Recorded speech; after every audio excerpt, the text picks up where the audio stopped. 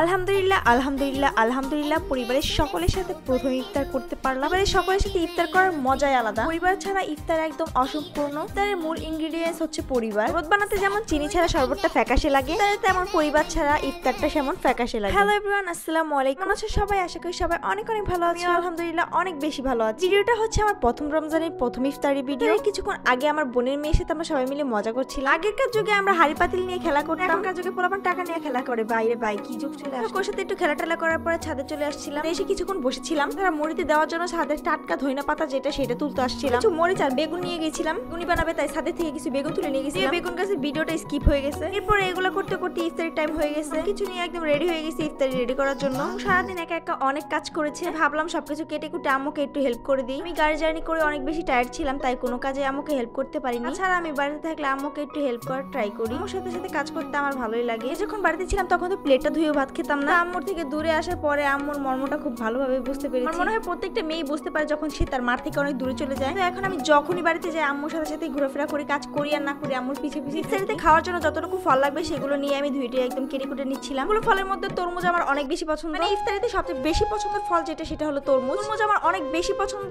আমার মতো তোমাদের কার কার তরমুজ খেতে ভালো লাগে অবশ্যই কমেন্ট করে জানাবে। আমি আর আমার আম্মু সবচেয়ে বেশি তরমুজ পছন্দ করি। মধ্যে আমি কিছু কিছু ফল কেটে টেনে নিয়েছি। আনারস টানারস সবগুলো আমার আব্বু কেটে দিয়েছে। সবকিছু কেটে কুটে নেওয়ার পরে বাড়িতে কিছু মানুষের জন্য ইফতার দিতে গিয়েছিলাম। আর বাড়ির ছোট মেয়ে যেহেতু আমি, তাই এই দায়িত্বটা আমার। এটি আসার পর ট্যাং দিয়ে আমি অল্প একটু শরবত বানাচ্ছিলাম। বাসার ট্যাং দিয়ে শরবত খুব কমই খাই, সবাই গুড়ের শরবতটা বেশি পছন্দ করে। সবার জন্য গুড়ের শরবতটাই করা হয়। ট্যাঙের শরবতটা আমি একটু একটু পছন্দ করি, তাই নিজের জন্য একটুখানি নিজেই বানিয়ে নিলাম। শরবত বানানো শেষ, এরপরে ইফতারের সামনে এসে বসে পড়লাম। তাই কিছুক্ষণ আগে ইফতারের সামনে বসে দোয়া করলে সেই দোয়া কবুল হয়। বিশেষ করে রোজা রেখে দোয়া করলে তো আল্লাহ তাআলা নাকি সেই দোয়া কবুল করে। আগে এসে বসে পড়লাম দোয়া করার জন্য। আজকের ইফতারিতে কিছু অল্প পরিমাণে ফল ছিল, যার মধ্যে তরমুজ ছিল আমার পছন্দের অনেক, কলা ছিল, আনারস ছিল, আপেল ছিল, কমলা ছিল, আঙ্গুর ছিল, খেজুর ছিল। দেখি ভাইয়া একটা শরবত বানাচ্ছে, শরবতের মধ্যে সব ধরনের ফল দিয়ে সেটা মিক্স করে নিচ্ছে। আমি নিজেও জানি না এটার ভিতরে কি কি দিয়েছিল, তো এটা খেতে কিন্তু বেশ লেগেছিল। তো এটা দেখে ভেবেছিলাম এটা কি বানাচ্ছে হজবড়। পর টেস্ট করার পরে বুঝলাম এটা আসলেই খেতে অনেক বেশি মজা। মধ্যে ইফতারের টাইম হয়ে গেছে, তাই সবকিছু রেখে একদম সামনে বসে পড়েছি শরবতের গ্লাস হাতে নিয়ে। পরে আজান দিয়ে দিলাম। দেওয়ার পরে প্রথমেই বিসমিল্লাহ বলে খেজুর দিয়ে ইফতার করলাম। নিয়ে নিলাম আমার পছন্দের তরমুজ। তরমুজ খেতে আমি খুবই পছন্দ করি। ছাড়া ইফতারিতে এত ভাজা পোড়া খাওয়ার আগে কিছু ফল খেয়ে নেওয়া ভালো। তো আমরা তো বুঝি না, ইচ্ছা মতো ভাজা পোড়া খাই আর ফলটা স্কিপ করে দিই। এর কথা কি আর বলবো ভাই, আমি তো ভাজা পোড়া পেলে আর ফল টল খেতেই চাই না। একটা যা মুখে নেই এরপর আর খাই না, যা পোড়াই খেতেই থাকি।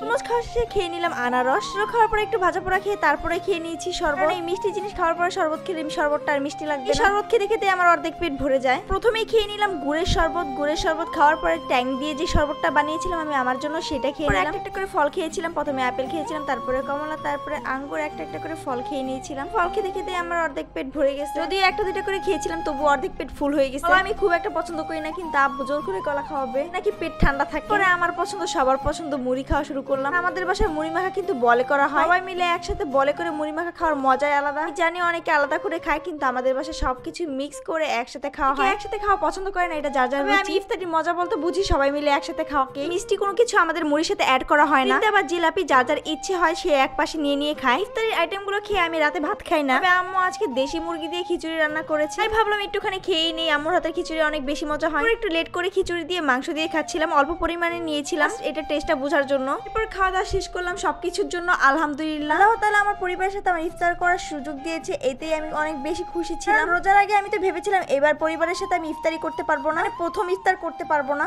তো তাদের থেকে আমি একটু দূরেই থাকি। ইফতার করতে পেরে আমার অনেক বেশি ভালো লেগেছে। সবকিছুর জন্য আলহামদুলিল্লাহ। প্রথম রোজা কেমন কেটেছে অবশ্যই কমেন্ট করে জানাবে। আজকের ভিডিওটা এই পর্যন্তই। এর কাছে আমার ভিডিওটা কেমন লেগেছে কমেন্ট করে জানাতে পারো।